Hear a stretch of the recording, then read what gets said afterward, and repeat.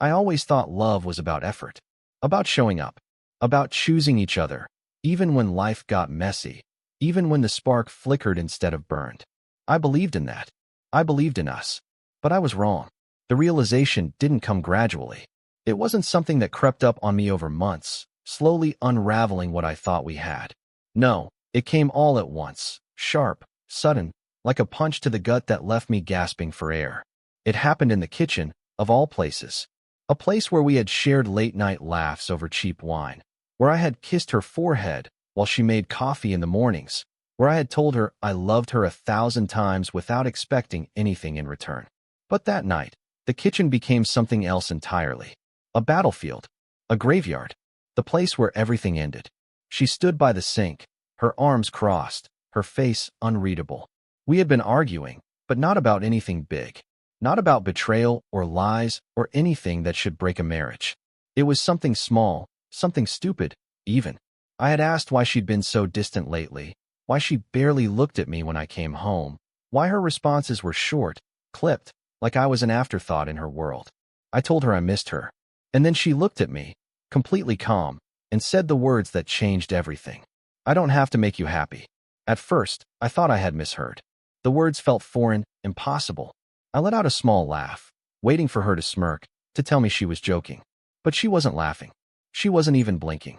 You don't mean that, I said, my voice quieter than I intended. She let out a sigh, rubbing her temple as if I were exhausting her. You act like I'm supposed to cater to you all the time. Like making you happy is my job. But it's not. I have my own life, my own happiness to worry about. The way she said it, so final, so dismissive, made something inside me go tight, like a rope pulling around my chest. I wanted to argue. I wanted to tell her that marriage wasn't just about individual happiness, that it was about us, about choosing each other every single day. That I had spent years making sure she felt loved, cared for, understood. But I didn't say any of that. Because in that moment, I realized the truth. I was the only one trying. I gripped the edge of the counter, my knuckles white, trying to process the weight of what she had just admitted.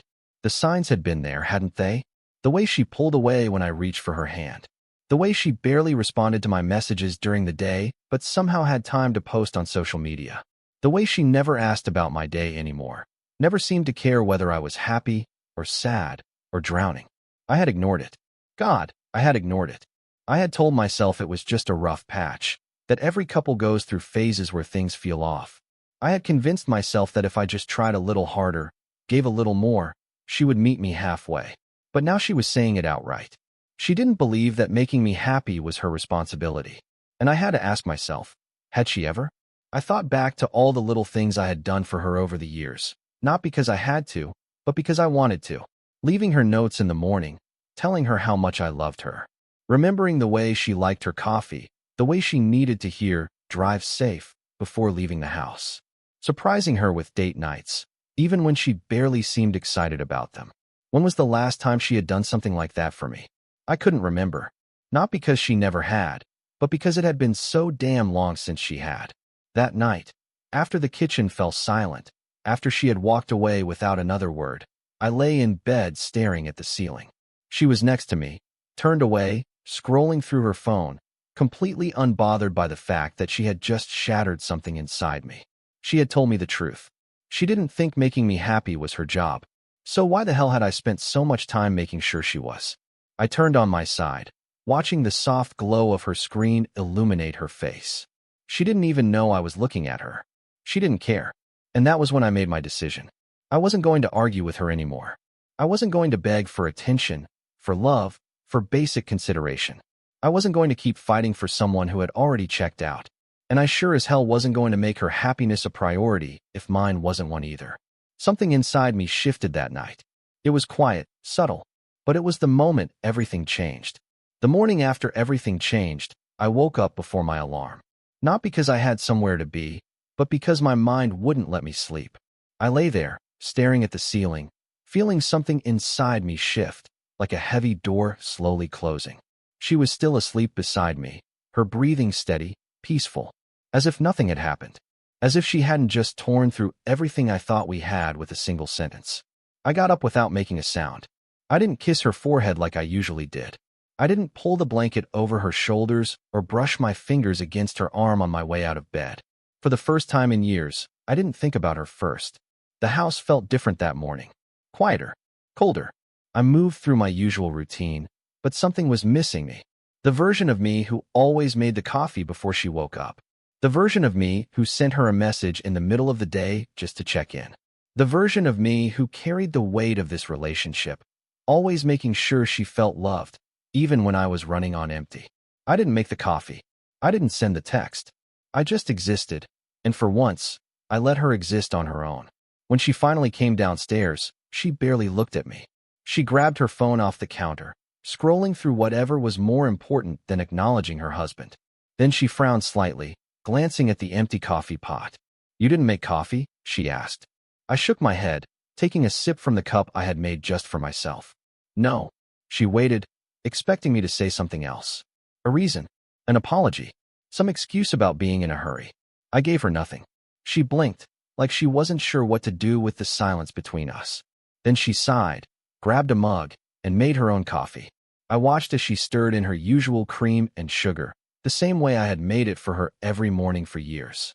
The same way she had never even noticed until now. Funny how people only recognize absence when it inconveniences them. I left for work without saying goodbye. No, have a good day. No, drive safe. Just grabbed my keys, walked out the door, and left her standing in the kitchen, still waiting for the version of me that no longer existed. The first few days were quiet. She didn't notice the change right away, not really. At first, she just assumed I was in a bad mood. Maybe tired, maybe stressed, maybe still sulking over the conversation in the kitchen. She didn't realize that something much bigger had happened. I had stopped trying. I didn't stop being present. I still came home. I still ate dinner at the same table. I still sat beside her on the couch while she scrolled through her phone. But I wasn't there anymore. I didn't start conversations.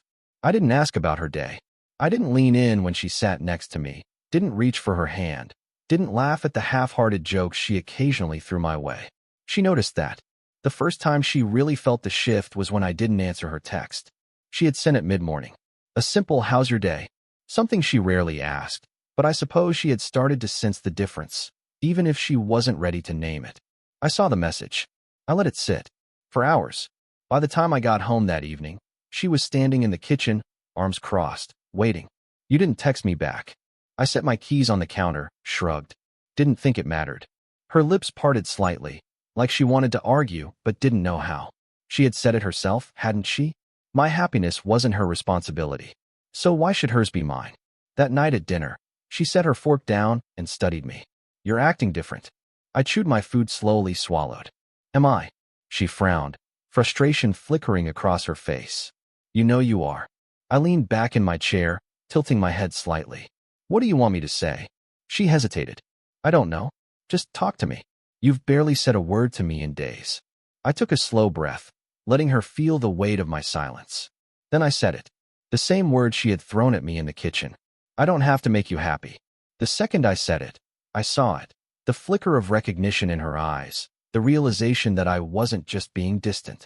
I was showing her what it felt like. She shifted in her seat, uncomfortable. "That's not what I meant." "Really?" I raised an eyebrow. "Because that's exactly what you said." She opened her mouth, then closed it, pressed her lips together. I could see the wheels turning in her head, searching for a way to undo what had already been done. But she couldn't. And for the first time in a long time, I wasn't the one trying to fix it. That night, as she lay beside me in bed, I could feel her eyes on me. She was waiting for me to turn, to say something, to pull her close like I always had before. I didn't. I let the silence stretch between us, thick and heavy. For once, I let her wonder. Because for years, I had been the one lying awake, wondering what had changed, wondering why she had stopped seeing me, wondering when I had become just another piece of furniture in her life. Now it was her turn, and for the first time, I wasn't afraid of losing her. I was afraid that I wouldn't care if I did. She didn't say anything the next morning. She just watched me. I could feel her eyes on me as I moved around the kitchen, pouring my coffee, buttering my toast, going through the motions of a life that no longer revolved around her. She waited, maybe expecting me to make her a cup, like I had done for years. Maybe waiting for me to fill the silence between us with the usual small talk. But I didn't. I sipped my coffee, leaned against the counter, and checked my phone. She sighed, the sound sharp, frustrated. Are you seriously going to keep acting like this? I looked up at her, pretending not to understand. Like what? She narrowed her eyes. Like I don't exist. I let out a small laugh, but there was no humor in it. Interesting choice of words. She frowned. What is that supposed to mean? I shrugged. You tell me. For years, I had been invisible to her. The man who kissed her on the cheek before work, even when she barely acknowledged him. The man who asked how her day was, even when she didn't bother to return the question. The man who tried, even when she had long stopped meeting him halfway. And now, after a few days of distance, she suddenly had a problem with it? I wasn't playing this game anymore. I don't know what you want from me, I said, setting my mug down. I'm just doing what you said. She stared at me, arms crossed. What? I met her gaze, steady, calm. I'm making my happiness my own problem. She opened her mouth, then shut it again. It was a rare thing, seeing her speechless. I grabbed my keys. See you later. I left without waiting for a response. At first, I think she tried to ignore it. She told herself I would snap out of it, that this was just my way of sulking. Maybe she even believed it. But she was wrong. And after a while, I think she realized that. Because something shifted. It started small. She would linger in the kitchen when I got home, watching me, waiting to see if I would start the conversation like I always had. I didn't. Then came the little gestures. She made enough coffee for 2 in the mornings, left my mug beside the pot, without saying a word. She asked if I wanted to watch a movie with her one night, something we hadn't done in months. She reached for my hand absent-mindedly while we sat on the couch, as if trying to remind herself that we were still us. But I didn't play along. I didn't ignore her, didn't push her away, but I didn't try either. And I think that scared her more than anything. Because for years, she had been the one pulling away. Now, she was the one chasing. One night, about a week into this new dynamic, I overheard her on the phone. I wasn't eavesdropping. I had just walked past the bedroom and heard my name. I don't know what's wrong with him, she was saying, her voice quieter than usual. It's like he just stopped caring. She paused, listening, then sighed. No, it's not like that. We didn't have some huge fight or anything. He's just different. Another pause. A longer one this time. I don't know, she admitted, softer now. I think I might be losing him. I didn't stay to hear the rest. I already knew how the conversation would go. Her friend would tell her to talk to me, to figure things out, to fix it before it was too late. But what if it already was? That night, she climbed into bed and turned toward me. I felt her watching me, waiting. She hesitated before speaking. Hey. It was the first time she had initiated a conversation in bed in longer than I could remember. I turned my head slightly. Hey. A beat of silence stretched between us. Then, are we okay? I studied her, wondering if she really wanted the answer. Did she want me to tell her the truth? That I wasn't sure anymore? That I had spent years feeling like I was alone in this marriage? And now that she was finally noticing, I wasn't sure if I even cared? Instead, I just asked, do you think we are? She blinked, caught off guard. I don't know. I nodded slowly. Neither do I. Her brows pulled together slightly, something uncertain flickering in her expression. She had expected me to reassure her, to tell her everything would be fine, that this was just a rough patch, that we would get through it. But I didn't, and that terrified her. Because for the first time, I wasn't the one holding us together. For the first time, she had to wonder if maybe, just maybe, I wouldn't always be there. The next morning, she was up before me. That never happened. I found her in the kitchen, standing by the stove, flipping eggs in a pan. The smell of toast and coffee filled the air. I frowned. You're cooking? She nodded, not looking at me. Figured I'd make you something before work. I leaned against the counter, studying her. Why? She glanced at me then, the briefest flicker of something vulnerable crossing her face. Because I wanted to. I didn't respond. I just sat down at the table as she placed a plate in front of me. She sat across from me, waiting, watching, as if waiting for me to come back. But the thing was, I wasn't sure if I could. The eggs were overcooked. I didn't say anything about it, didn't make a face, didn't even hesitate before taking a bite. But I noticed, and I knew she did too. She sat across from me, barely touching her own food, watching me as if waiting for some kind of reaction. Maybe she thought this was a step toward fixing things. Maybe she thought this small gesture would be enough to pull me back in. But it wasn't, and she could feel it. The air between us had changed. I wasn't angry. I wasn't resentful. I wasn't trying to make a point anymore. I had just stopped. Stopped trying. Stopped chasing. Stopped holding everything together while she stood there with her arms crossed, watching me do all the work. And now, for the first time, she was feeling the weight of that absence. She cleared her throat. So, how's work been? I raised an eyebrow. It was such a simple question, something I had asked her countless times over the years, something she had rarely asked in return. And now, suddenly, she cared? It's fine. I took another bite of my toast. She hesitated. You've been working late a lot. I nodded. Yeah. A pause. Then, carefully, is everything okay? I almost laughed. Now she was asking. Now, after months, years, of treating me like I was just another piece of furniture in her life, she was suddenly interested? But I didn't laugh. I just looked at her, calm, unreadable. Yeah, everything's fine. She bit her lip, pushing her eggs around her plate with her fork. She wasn't sure how to handle this version of me. The one who wasn't begging for her attention, who wasn't trying to fix what was broken. She had gotten comfortable with the idea that I would always be there, always waiting, always reaching for her even when she pulled away. Now, she wasn't so sure. And that scared her. That night, she reached for me in bed. It wasn't much, just the light brush of her fingers against my arm. A hesitant touch. An invitation. A few weeks ago, I would have taken it. I would have turned toward her, pulled her close, let her pretend that everything was fine because I was still willing to hold on. But now, I didn't move. I let her hand rest against my skin for a few seconds before she pulled away.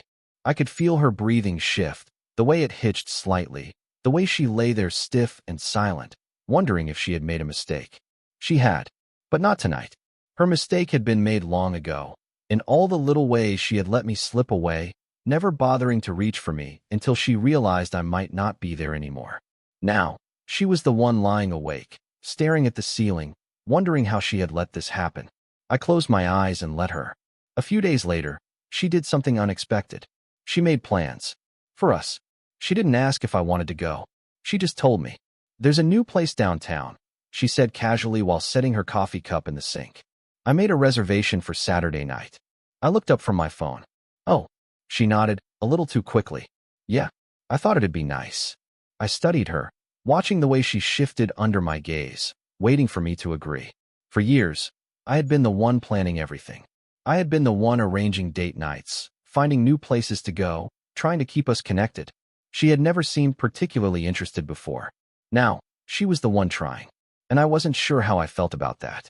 Sure, I said finally. Her shoulders relaxed slightly. Okay, great. But I could tell she wasn't convinced. She was expecting me to react differently, to be excited, to see this as a step toward fixing things. She didn't realize that I wasn't sure if I wanted to fix this at all. When Saturday came, she put in more effort than I'd seen in a long time. She wore a dress I used to love, did her makeup the way she had when we were first dating. She smiled at me as we walked into the restaurant, slipping her hand into mine as if we were still the couple we used to be. For a moment, I almost let myself believe it. But then, as we sat down, I noticed something. She was nervous. Not in the playful, excited way she used to be when we went out together, but in a way that told me she wasn't sure where we stood anymore. She didn't like that feeling. For years, she had been the one in control. She had been the one deciding how much she gave, how much she withheld. Now, she was on uneven ground. She reached for her wine glass. This place has really great reviews. I nodded. It looks nice. She took a sip. I figured we could use a night out. Just the two of us. I studied her. Why now? She blinked. What do you mean? I leaned back, letting my gaze settle on her. You never seemed to care about date nights before. She shifted slightly in her seat. That's not true. I tilted my head. Isn't it? She didn't have an answer to that. Because we both knew the truth. She had only started caring when she realized I had stopped. By the time we got home, she was quiet. She followed me inside, hesitated in the doorway, watching me as I set my keys on the counter. Then, softly, she said, I miss you. I turned to face her. For a long moment, I just looked at her, really looked at her. And for the first time in years, I wasn't sure if I missed her back. I didn't answer her. She was standing in the dim light of our hallway, her arms wrapped around herself, waiting. Her voice still echoed in the air between us. I miss you. I could tell she wanted me to say it back. She was searching my face, hoping for some kind of confirmation that everything wasn't as broken as it felt. That maybe, just maybe, she could still fix this. But I wasn't sure if I wanted it to be fixed. I took a slow breath. I think I'm going to take a drive. Her expression faltered. Right now? I nodded. She hesitated, like she wanted to argue, but then just gave a small, stiff nod. Okay. I grabbed my keys and walked out the door. I didn't know where I was going. I just drove. The streets were quiet, the kind of silence that only existed late at night when most of the world was already asleep. My hands tightened on the wheel as I let my mind wander, playing through every moment that had led us here. The slow unraveling. The distance. The realization that I had been the only one trying. And now, after all this time, she suddenly cared. But why now? I pulled into an empty parking lot outside a diner that was still open. The neon sign flickered, humming softly against the quiet. I sat there for a long time, staring at the glow of the streetlights, trying to untangle the knot in my chest. That's when my phone buzzed. I glanced at the screen. It wasn't her. It was a message from Ryan. Hey man, I know it's late, but I think there's something you should know. A cold feeling settled in my stomach. I stared at the text, my heart pounding just a little harder than it should have. Ryan wasn't the type to send messages like this. He wasn't dramatic. He wasn't the kind of guy who got involved in things that weren't his business. So if he was reaching out now, in the middle of the night, it had to be something big. I exhaled slowly and typed back. What is it? The dots appeared instantly, showing that he was typing. Then, it's about her. A sharp pulse of something. Fear, anger, maybe both, shot through me. I swallowed hard, my fingers tightening around the phone. What about her? Another pause. Then, I think she's been seeing someone else. For a moment, I couldn't breathe. The words blurred together on the screen, my brain refusing to process them. Seeing someone else. No, that couldn't be right. I clenched my jaw, forcing my fingers to move. What are you talking about? Ryan responded almost immediately. I wasn't sure if I should say anything. But I've seen her, man. A few times now.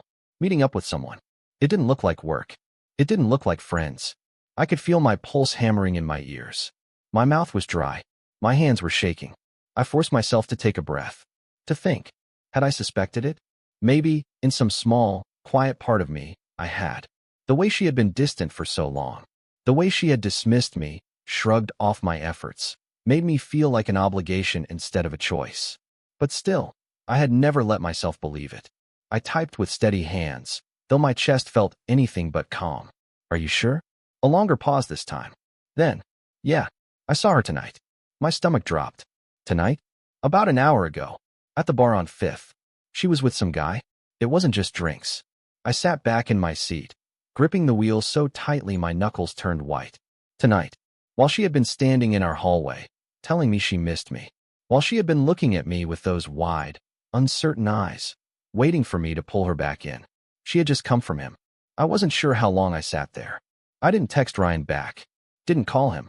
Didn't do anything except sit in the silence of my car, letting the truth sink in like a slow, steady poison. It should have hurt more than it did. I should have felt shattered. But instead, all I felt was clarity. Everything made sense now. The sudden effort. The reservations. The nervous glances. She hadn't been afraid of losing me. She had been afraid of being caught. She hadn't been fighting for our marriage. She had been trying to cover her tracks. I let out a slow breath, steadying myself. Then, finally, I put my car in drive and headed home. When I walked through the door, she was still awake. She was curled up on the couch, her legs tucked beneath her, a blanket wrapped around her shoulders. She looked up as I entered, her eyes searching my face. You okay? I closed the door behind me, locking it with a soft click. Then I turned to her. Calm. Steady. You were at the bar on 5th tonight. Her breath caught. I watched as the color drained from her face. Her lips parted, but no words came out. That was all the confirmation I needed. I nodded slowly. Yeah, that's what I thought. She shot up from the couch, panic flashing in her eyes. Wait. But I was already walking past her. I didn't want to hear it. There was nothing she could say that would change what I already knew. Because the truth wasn't just in Ryan's words. It wasn't in the bar on 5th, or in whoever the hell she had been meeting. It was in her silence. And that silence told me everything. She didn't say anything right away. She just stood there, frozen, her mouth opening and closing like she was trying to find the right words, trying to piece together a lie that might still save her. But we both knew there was nothing left to save. I walked past her, heading toward the bedroom. My steps were slow, measured. I could feel her eyes on me, burning into my back. Wait. Her voice cracked. I didn't stop. She moved quickly, stepping in front of me before I could reach the hallway. Her breath was uneven, her fingers gripping the hem of her sweatshirt like she needed something to hold on to. It's not what you think, she whispered. I let out a slow breath, meeting her eyes. Then tell me what it is. She flinched, just slightly, because she knew I wasn't playing games. I wasn't asking because I was desperate to believe her. I was asking because I already knew the answer. Her lips parted, but the words didn't come. And that silence, that hesitation, was all I needed. I stepped around her and kept walking. She didn't follow me right away. I heard her moving around the living room, heard the soft rustle of fabric as she sat back down, heard the uneven rhythm of her breathing as she tried to collect herself. I sat on the edge of the bed, running a hand over my face. I should have been angry. I should have wanted to yell, to throw something, to demand to know every detail. But I didn't, because deep down, I wasn't even surprised. Maybe that was the worst part.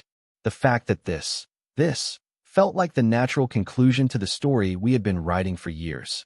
I didn't hear her approach, but I felt her presence in the doorway. I didn't mean for this to happen. Her voice was small, careful. I looked up at her, my expression blank. But it did. She took a shaky breath. Who is he? She swallowed hard. It doesn't matter. I let out a short, humorless laugh. It does to me. She hesitated, then looked down. It was a mistake. I tilted my head slightly. A mistake. She nodded. I never wanted to hurt you. I leaned forward, resting my elbows on my knees, studying her. Then why did you? Her jaw tightened. It wasn't about you. I let the words settle between us, weighing them, testing their meaning. Then I nodded slowly. That's the problem, isn't it? She frowned. What? I exhaled, feeling exhaustion settle deep in my bones. It was never about me. That was the thing, the part she would never really understand. She had spent so much time making sure she was happy, making sure she was fulfilled, making sure she got everything she needed. And I had spent just as much time making sure of it too. But the second I stopped, the second I pulled away, the second I stopped pouring everything I had into her, she had gone looking for someone else to fill the space. It was never about me. It was never about us. It was always about her. She shook her head quickly. No, that's not true. I love you. I felt nothing at those words. Not warmth. Not relief. Not even anger. Just nothing. I stood up, forcing her to take a small step back. Love isn't just words, you know. She stared at me. I know that. Do you? I asked quietly. Her eyes flickered, her hands tightening into fists. You're not innocent in this either. I raised an eyebrow. Excuse me. She gestured between us, her voice rising slightly. You checked out. You stopped trying. You wanted me to feel what it was like when you stopped caring, and guess what? I did. I studied her for a long moment, then let out a small, tired chuckle. So this is my fault now. She shook her head quickly.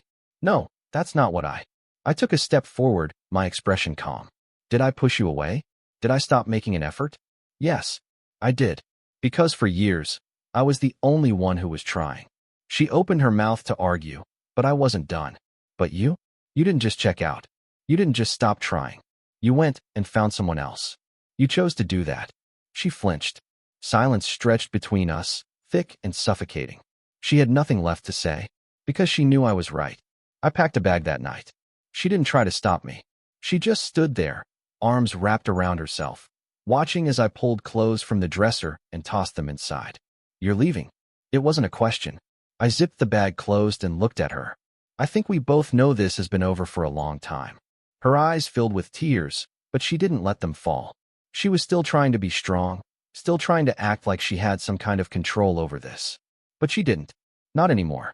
I walked past her, heading for the door. I could feel her shaking, feel the energy radiating off her like she wanted to reach for me, like she wanted to say something that might fix this. But she didn't, because some things can't be fixed. I grabbed my keys and turned back to look at her one last time. She was standing in the same spot, frozen, her expression caught somewhere between heartbreak and regret. And for the first time in a long time, I wasn't the one trying to fix it. I wasn't the one holding on to something that had already fallen apart. I wasn't the one chasing her. She was the one watching me walk away. And this time, I wasn't coming back. I didn't look back. Not when I stepped out the door. Not when I tossed my bag into the passenger seat. Not when I started the engine and pulled away from the house that had once been ours. It wasn't just a house, not really. It was years. Years of laughter and arguments. Years of whispered promises. Years of me loving someone who had never loved me the same way in return. I gripped the wheel, knuckles white, but I didn't feel angry. I didn't even feel sad. I just felt done. I didn't have a plan. I drove for a while, letting the road unwind ahead of me, the streetlights casting long shadows against the pavement. Then, without really thinking about it, I pulled into the parking lot of a cheap motel. The neon sign buzzed above me, flickering between vacancy and no vacancy, like even the universe wasn't sure if it had room for me anymore. I checked in, got a key, and walked into a room that smelled like stale air conditioning and cigarette smoke. It wasn't home, but maybe that was the point. I dropped my bag on the floor and sat on the edge of the bed, staring at the peeling wallpaper. I was free, but freedom felt a lot like emptiness. My phone buzzed. For a second, I thought about ignoring it, but then I saw the name on the screen. Ryan. I sighed and answered. Yeah. There was a pause. Then, carefully, you okay? I let out a dry laugh, running a hand through my hair. Define okay.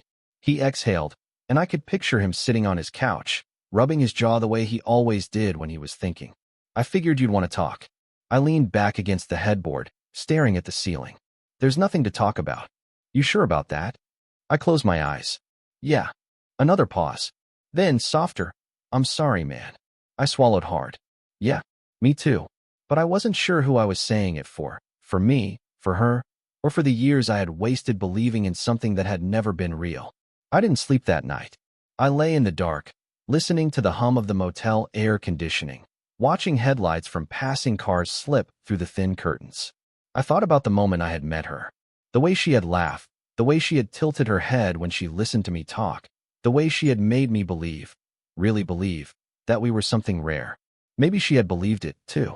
Maybe that was the saddest part. I let out a slow breath, feeling something inside me finally settle. She had made her choice. And now, I was making mine. I went back to the house the next morning. Not to talk, not to listen, not to give her one last chance to explain, just to get the rest of my things. When I walked inside, she was in the kitchen, sitting at the table with a cup of coffee she hadn't touched. She looked up, her eyes tired, her face pale like she hadn't slept either. I didn't say anything. I just walked past her, heading straight for the bedroom. She followed me, standing in the doorway as I grabbed my clothes from the closet, stuffing them into a duffel bag. You don't have to do this, she said quietly. I didn't look at her. Yeah, I do. Her breath hitched. I made a mistake. I zipped the bag closed and finally turned to face her. No, I said, my voice steady. You made a choice. Tears welled in her eyes. I didn't want to lose you. I studied her, taking in the way she stood there, shaking, clutching onto something that wasn't hers anymore. You already did. A single tear slipped down her cheek. But I didn't stay to watch the rest fall. I loaded my bag into my car, climbed into the driver's seat, and sat there for a moment, gripping the wheel. Then I took a deep breath and pulled away. She didn't come running after me. She didn't call my name. Because she knew, just like I did, that this was it. There was no fixing this. No going back. No more waiting. I was done. I drove until the house was just another memory in my rearview mirror. And for the first time in years, I wasn't looking back. I was looking forward. To whatever came next. To whoever came next. To a life that finally belonged to me. And this time, I wasn't afraid of being alone. Because being alone was better than being with someone who made me feel invisible. I rolled down the window, letting the wind rush through the car, and smiled. Because for the first time in a long time, I felt free.